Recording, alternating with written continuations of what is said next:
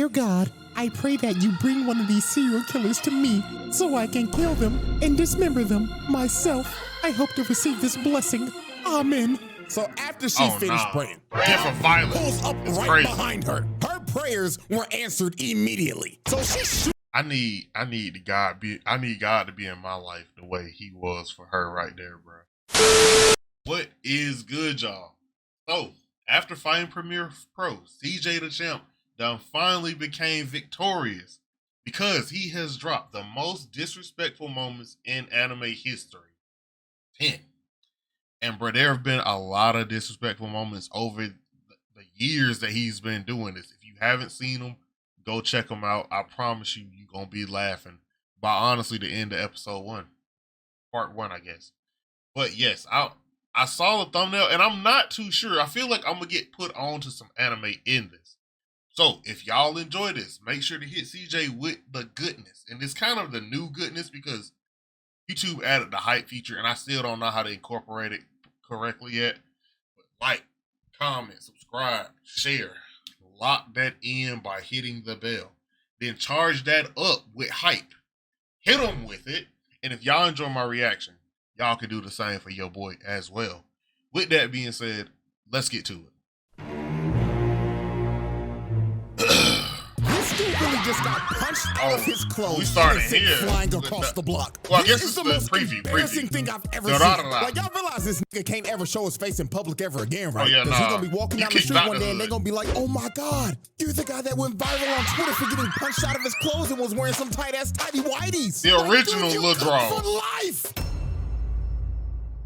Alrighty, ladies and gentlemen, welcome back to another installment of the most disrespectful moments in anime history with a twist. I'm gonna be real with y'all, the twist ain't revealed till like the last moment. Technically not to the end, but today we got 5 of some of the most CJ's been on a tear too. diabolical, jaw-dropping moments to ever be animated. So let's not waste no more time. Without further ado, alrighty, ladies and gentlemen, let's get right to it. Moment number 1. Osaragi teaching Dump how to praise God. Man, yo, let me Sakamoto tell y'all, days? bro. Shorty right here, Osaragi, Wait, hold on. praise God. Yeah, Sakamoto days. Yo, I've let me not tell watched y'all, it bro. yet. Shorty right here, Osaragi, is a bona fide demon. And again, this is another case where you could just tell by her appearance. Her daily fit is a funeral dress. She dressed. She looked like old girl from Night Rain. The little, everybody call her a child. She be running around summoning stuff. Summoning the dead.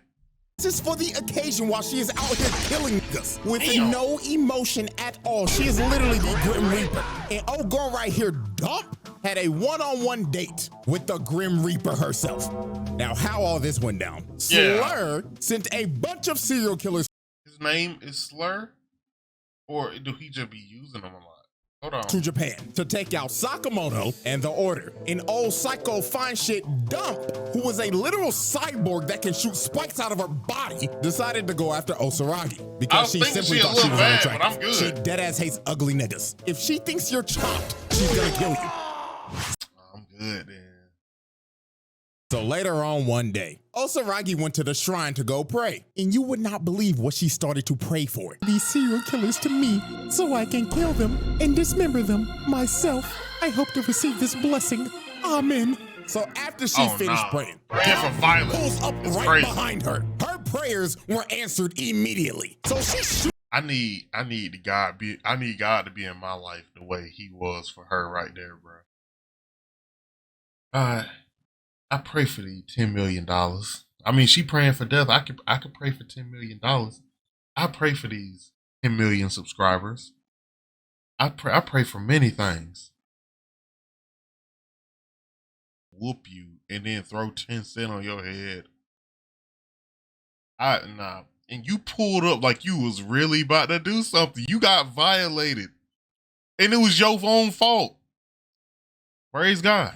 planted in the ground. So after she just got embarrassed, freaky psycho fine shit gets up and start licking her lips and saying, "Ooh, I can't wait to give you a makeover, you chopped ass bitch." So Dump tries to attack her again, but case, and Dump started getting pissed off because Osaragi's just toying with her. She's blocked both of her attacks with a coin in a briefcase and was beating the hell out of her while Is she was putting praising aura God. into and throws it out the window. And yo, look at the disappointment in her face. She's not enthused at all. This just pissed her off. She's thinking in her head, oh my God, my precious. So after throwing her money in the bank briefcase overboard, Osaragi Whole time, all she really got is a Gundam action figure in the briefcase. But at the same time, valid. officially stopped fucking around. She ripped down and kicked the temple belt at her, sending Psycho Fine Shit to a different map. Ain't there like 100-pound iron ball? Change. She started doing some freaky shit. I kid you not. She started shooting the spikes out of her titties. And then after that, she started licking her lips. Oh, hell nah. Yeah, I'm gonna be real. I can't call her Fine Shit no more. This is too freaky. Her new name from now on is Freaky Spike Bitch or some shit. I don't know. Anyways, when Freaky Spike Bitch shot them spikes out of her titties, she completely bricked and only hit Osaragi's hand. And this right here is when Dump started regretting everything. I'm about to rock your shit, twin.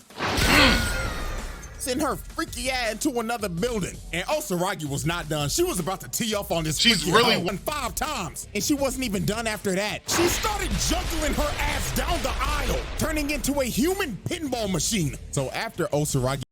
Sometimes you gotta know when to take a L. Like some of the most disrespectful moments in anime come from people not knowing how to take a L. Uogin would have been alive if he would have took the L. He finished juggling her. She ends up being conveniently right by her briefcase. What's in the case? What is inside her briefcase? She had a big ass buzzsaw in that bitch. And when Dump saw this, she knew it was over because her backstory started playing, talking about how she became a serial killer because she wanted to be loved. Like, nigga, what? Weird ass, freak ass hoe. I would have did the race. Enough anime, so y'all know good and well. This is Anime 101. If a character is near death and starts seeing their backstory, there is a 99.9% chance that they're about to die. The reason I love you. And tell me why.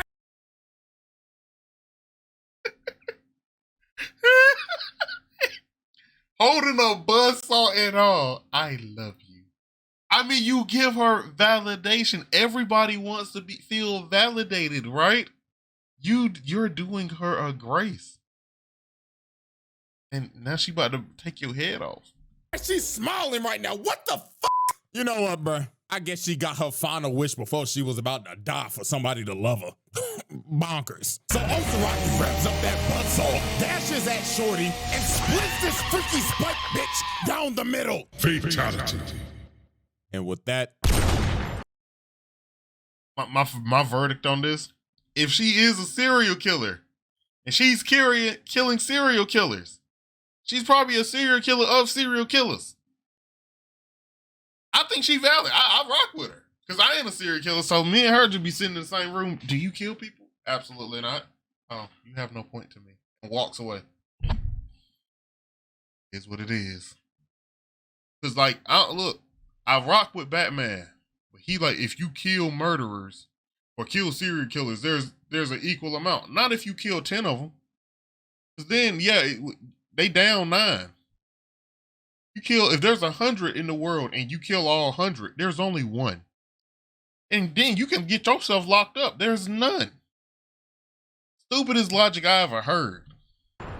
All right, let's keep this disrespectful party going, shall we? So, moment number 2, Nagumo embarrassing a nonchalant dreadhead. Sakamoto now, we're still on again. Sakamoto days, and this is the same plot. This time, however, though, the serial killer is this big buff dreadhead nigga called the Minimalist. He looked like he goes nonchalant around crushing too. things to as small as they can get. And his target was Sakamoto. So later on that same day, help you with anything? And he tells her, hey bitch, where your fat ass husband at? So to start intimidating her, this man grabs the cash register and starts crushing it into a ball. Then after that, he rips the desk in 2. So then after he finished his intimidation tactics, he straight up looked at her and told her one more time, hey bitch, I'ma ask you one more time, where is the... See, this is what happened when we didn't give Chad enough airtime in Bleach, bruh. He just started wilding. That fat ass nigga Sakamoto! But Sakamoto's wife was not acting like herself at all. She was weirdly calm this entire situation. And the reason why is because it wasn't her at all. She dislocates his arm and stabs him in the neck. So he ends up falling down. And then she just looks at him and tells him, "Gotcha, nigga." And she turns into Nagumo. This man disguised himself as Sakamoto's wife. He got transformation jutsu? With this dude. And the knife that he stabbed him with was a toy knife. And he was like, "Oh man, you're lucky that wasn't real, bro. Looks like my goofy ass forgot to swap it out for a real one." So the minimalist is pissed off. He like, "Oh hell nah, man, I'ma kill you, nigga." But Nagumo teleports right behind him. And look at this dude's face, man. Just by this frame, you can tell by the face he making. I should have just bought some Newports and left. And I'm not gonna lie to y'all, bro. What he does to bro is honestly worse than what Osaragi did to Freaky Spike bitch. So anytime they pull out a case, a suitcase, or anything like that, bro, you're cooked. Also, tell me he don't look like he could be the brother to old girl from Promised Neverland. The mother, whoever who was taking care of them, who was chasing them through. Tell me they don't look like they could be siblings. Minimalist starts bragging, saying, "Man, I've killed 432 people. But what your goofy ass gonna do to me, huh, nigga?" And when bro said this, Nagumo deadass looked at bro like, "Wow, man, that's amazing. You count everybody that you killed? Holy, you might be smarter than a 5th grader." So this pisses dude off. So he goes in to punch him, but hits straight air. And this man, Nagumo, is just chilling on top of the lieutenant shelf in the with Queen bro's Nation. phone. And he's just looking through it like, "Wow, man, I'm disappointed. How are you a 6'5" nonchalant dreadhead and your phone is as dry as the Sahara Desert? Like, really, my nigga, no hoes at all?" Dude, Dennis would be ashamed. So this pissed him off. But what sent him over the edge is when Nagumo said, "I wonder what I'll find in your search history." And look how mad this nigga gets. Oh my God. Through the whole show. Does not use the incognito browser for you know what. And he like, "I'ma kill you, nigga." So he starts to chuck metal balls at Nagumo, but bro was just casually dodging every single one. So after this man just tried to hit him for like 5 minutes straight, the entire convenience store is wrecked and Nagumo just disappeared. The bro got impatient and started to look for him. So he opens this cooler. And when he's digging through it, trying to look through it, another version of himself pops up and starts choking this man through the glass and rips him through the door. And just look at this man. Dude is getting choked out by himself. And Nagumo turns back like, "Gotcha, nigga." So he throws. What is his who is this dude? And when he transforms into people, does he recreate their strength too? Because I don't see how you not the best assassin in the world. Throws him across the room and starts opening his briefcase and says, "I'll let you choose how you die." As this man pulls out a weapon with 6 attachments and he tells him, "Pick a number 1 through 6. So the minimalist just loses it and tries to crush him. But Nagumo just tells bro, "Oh man, you're no fun." So look. Case number 2. Take the L.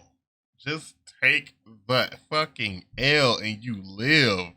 Looks like we're rolling the die. And yo, I'ma tell you, this is one of the nastiest things I've ever seen. He shows his hands and he's like, "Ooh, where did it go?" And it ended up being in his mouth. So he spat out number 3. So Nagumo grabbed his head with a oversized can opener and cut his head clean off. Fatality. Yeah, man. I gotta watch Sakamoto. Disrespectful things I gotta watch Sakamoto. Going through this man's phone, choking him to death with his own body, doing a magic trick mid-fight, then killing him with a oversized can opener. Yeah, man. This dude just went out sad. Whole time smiling, Alrighty, chilling. ladies and gentlemen. Moment number 3. Shizuo punching a man out of his fit. Now, y'all, if y'all have never seen Do Rah Rah Rah, I'm gonna recommend it to you right now. It's a good watch. It's a There's banger. some pretty wild shit that happened in this show. And one of the main culprits of wildness in this show is none other than Shizuo Heiwajima. And what I'm about to show you is a top 10 disrespectful moment of all time. So let's set the stage. Hold on. Yeah, so you remember how, what was Mark Phillips' ability? I get ignorant in normal situations. Yeah. Like, he normally be calm, but when you activate the ignorance, it's a snowball effect, all right? It's just, yeah. I'm gonna let CJ take it. I'm gonna let CJ The reason take why this happened is because of Izaya. Because earlier on this day, this man was in a fight with this goofy ass gangster nigga. And when bro attacked him, Izaya dodged it. But he just didn't dodge it. He also scalped this nigga's head. He gave bro a ball spot of doom right in front of the girls he was trying to impress. So this nigga was quite literally scaring the hopes. So he either has to cut that shit off and restart or spend thousands of dollars on a hair transplant. Now I want y'all to remember this dude because he's gonna be back later. So now we fast forward 5 minutes later. So Izaya is just chilling on the street talking to Mikado. But while this man was just having a conversation, a trash can comes flying and hits Izaya across the head. And the person who threw that trash can was Shizuo. And bro was not here to goof around. He was ready to fight Izaya on sight. So when these two were about to just start duking it out in the middle of the street, the nigga with the bald spot pulls back up and he brings a bunch of goons with him. And understand that old dude that scalped him, this was his plan all along, bro. Also, I respect the level of it's on sight in this. So they start surrounding Izaya and Shizuo, and old boy started telling Izaya, "Hey, you punk pussy dumb bitch, we about to f you up for f***ing up my headline from earlier, nigga. Yeah, you don't f with the dollars and get away with it, nigga." But when they had them surrounded, they ended up realizing that they had Shizuo surrounded as well. And dude's name is feared throughout these streets, so these niggas were shook. So this is when the wildness happens. Old boy in this blue hat was so scared his fight or flight senses took over. So his body started moving on his own and he runs up and smacks Shizuo across the head. So after he smacked bro upside the head, the dollars is like, hold on twin, he might not be as strong as they say. But then this man started screaming. So bro started telling old boy in this hat, "You aimed for my head. You have to know a blow like that can kill a nigga, right? Right. And this means you were intentionally trying to kill me, right? So whatever happens next is what you deserve, right?" And look at this stare. Bro stared into this man's soul. And old boy knew his life as he knew it was over.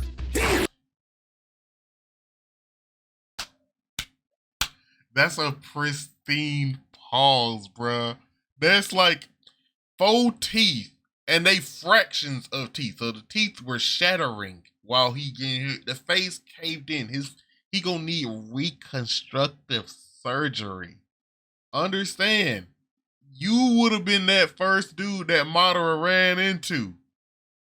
You also would have been the one that Yujiro beat down. Your fight or flight said there ain't no other options. Y'all remember when Yujiro pulled up on those dudes and he was like pretty much staring them down trying to get by? And they was looking at him, and they knew if I run, he gonna catch me and beat my ass. If I swing at me, he gonna beat my ass.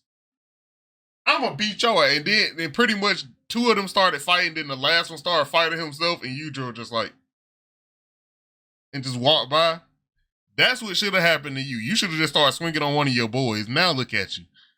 Get ready to fly. This man sends bro flying out of his clothes and knocked out cold.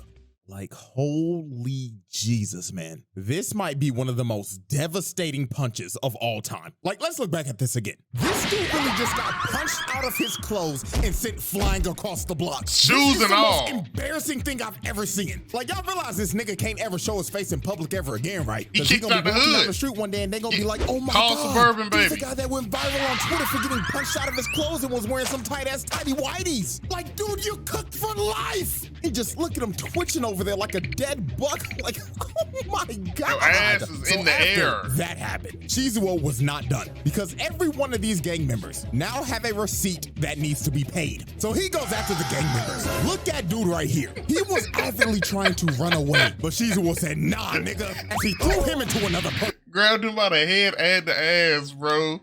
I feel bad for him, but at the same time, you a gang member. You brought it upon yourself. And just started bodying Remember, it's every for the single game. gang member.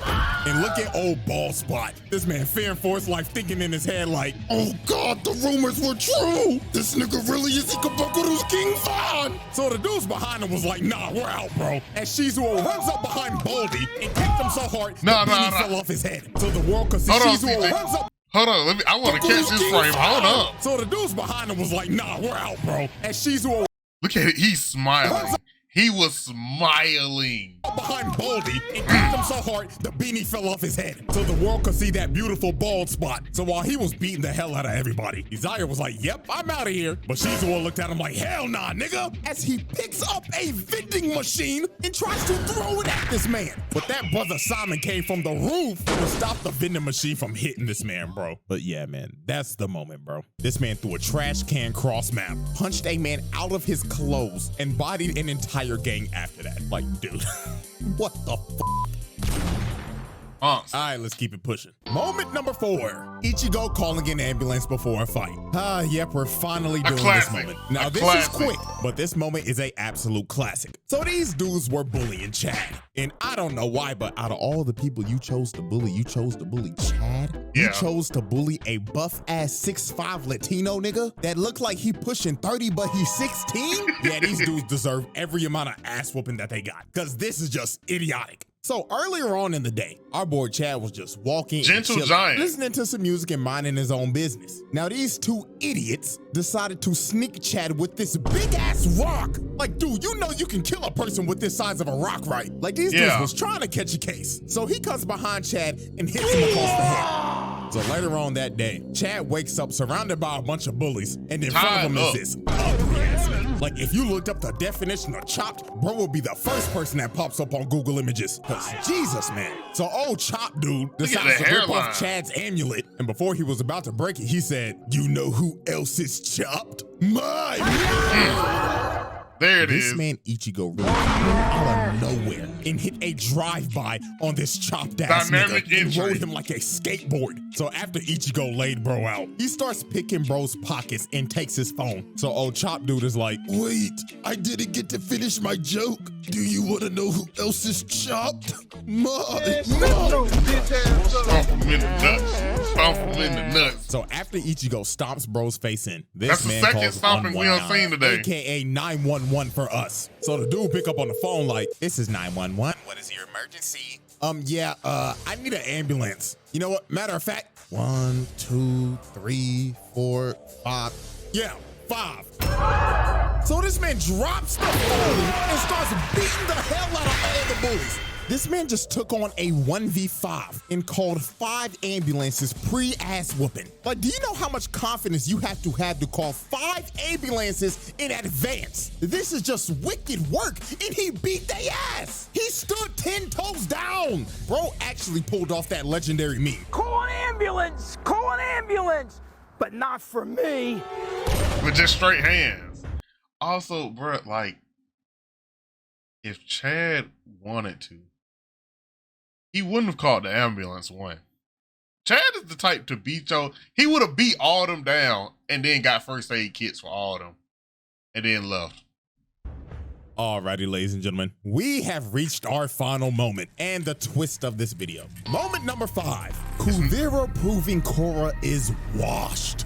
Yep, last moment ain't anime at all. It resembles it though, but anyways. So Korra ends up confronting Kuvira, because Kuvira's trying to take over Zaofu so she can unite the Earth Kingdom under her tyrannical rule. Now this is Korra's first fight back, after Zahir put her on a wheelchair for 3 years. Hey, I ain't gonna lie to y'all, Zahir trial will happen one day, because that nigga was cold as hell. But anyways, Korra decided, hey, look, all I'm saying is I know there are people that rock with Korra, but if somebody wanted to, I'm pretty sure they could make a fraud trial for Korra. Cause like, don't get me wrong, she was going up against some demons, but at the same time, I felt like she could have handled herself better. I had more faith in Korra than how she performed. To fight Kuvira so she wouldn't take over Zaofu. So Kuvira was like, fine. My soldiers, I am giving you all a front row seat to show you all that the Avatar is washed. Her sorry ass could never live up to the legacy of Avatar Aang. So let me show you why she's the worst Avatar of all time.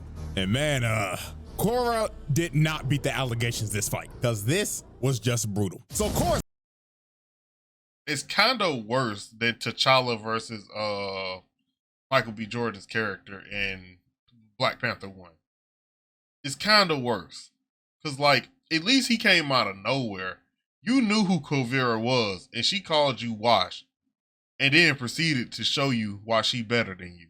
Starts it off with fire bending, but Kuvira is weaving every attack. Kill bomb. And then look at this, man. Kuvira gets inside, hits her with the earth bending combo. Then she hits her with the metal bending, then flips her ass and throws her on the ground. And while all the soldiers That's are already cheering, a point. look at Kuvira feeling herself. She over here emoting like Ali, like, Yep. yeah, I knew your ass was washed. So then here go the next sequence. Korra tries to use air bending now, but she dodges it, ducks the fire and hits her with the hell sweep, and hits her with another shot for good measure. And man, I ain't She gonna lie to know y'all, your bro, we gotta moves find before you Kuvira's do actual them. birth certificate. Cause no way she was born in the Earth Kingdom. She had to be born in the Weave Nation. Cause dog, look at this. Korra is using every single element, but she can't land shit. While Kuvira's just bobbing and weaving, bobbing and weaving. And then look at this. Kuvira takes out Korra's leg, blindfolds her, and hits her so hard she goes flying. And I mean, bro, it just gets worse from here. She jumps up trying to do aerial attacks, but Kuvira hit her with an anti-air, knocking her on her ass again. And then here come Korra again. She tries to hit her with another two-piece, failed. Then Kuvira hits her with metal again and lifts. But realistically, Kuvira is living off of whiff punishes, bro. That's all it is. Korra just keep whiffing, and she just keeps getting punished for it. And I'm gonna go ahead and say this. I don't think that Korra was like her mastery of the elements was awful, right? I think that little pro bending stuff that she was doing, I feel like she got too used to that too fast. Because the difference between Korra and Aang realistically was creativity. Like if you look at the benders from the last Avatar, the last Avatar, yeah, or the last Airbender, yeah, there we go. If you look at them, they were doing sweeping attacks. You would see them create pretty much a water, like literally at one point, Katara created an octopus of water. But here they're just throwing jabs, bro. Throw a sweep, a huge sweep that's unavoidable unless you jump back, create some distance, and then like mix it up. They would create giant discs and throw them at each other. You're not doing that. You'll create a boulder or a spike or two. How's she gonna counter the giant disc? It might leave her open. Her up and throws her down. The Avatar is getting whooped by a background character from season 3. This is fucking embarrassing. Yes. And then look at this. Korra has the bright idea to earthbend against her. Kuvira stops it immediately. Send it right back at her. Like, what made you think creativity earthbending was the answer against Kuvira? Something better. Come on now. In the fucking series, like, come on now. So Korra was getting her ass whooped so bad. Sue straight up yelled at her and told her, bitch, if you don't go into the Avatar state right now, like, what are we doing? So when Kuvira jumps up and tries to finish Korra finally goes into the Avatar state and blows Kuvira off of her. So Korra actually ends up landing a nasty hit, finally dropping Kuvira. And it looks like Korra has finally locked in. Maybe she wasn't washed after those 3 years in a wheelchair. But when Korra was about to finish her off, her PTSD from last season kicked in as she sees her face on Kuvira. So she gets knocked out of the Avatar state, falls to her knees, and Kuvira's just looking at her with disappointment like, damn, I knew you were washed, but not this bad. So Kuvira strings Korra up, slams her in the ground, and puts her in that earth prison. And that was it. KO. Korra was cooked. She got washed by Kuvira in 5 minutes tops and only landed one hit, which was in the Avatar state, by the way. Like, holy moly, man. Yeah. So Kuvira walks her down, and she's ready to make the Avatar reincarnate right now. But Opal and Genoa saves Korra's ass, and they end up having to retreat. And look at Kuvira hyping up her niggas like, I told y'all she was washed! Zaofu is ours, nigga! Yeah. Look, we gonna say that the PTSD did play a role in it, right? We gonna say that. But like, understand, you can't come back and challenge somebody and then fold in that moment. You're supposed to fight through the PTSD. Look, even if you didn't hit her with the giant rock, you should have hit her with, froze her up in some water or something. Like,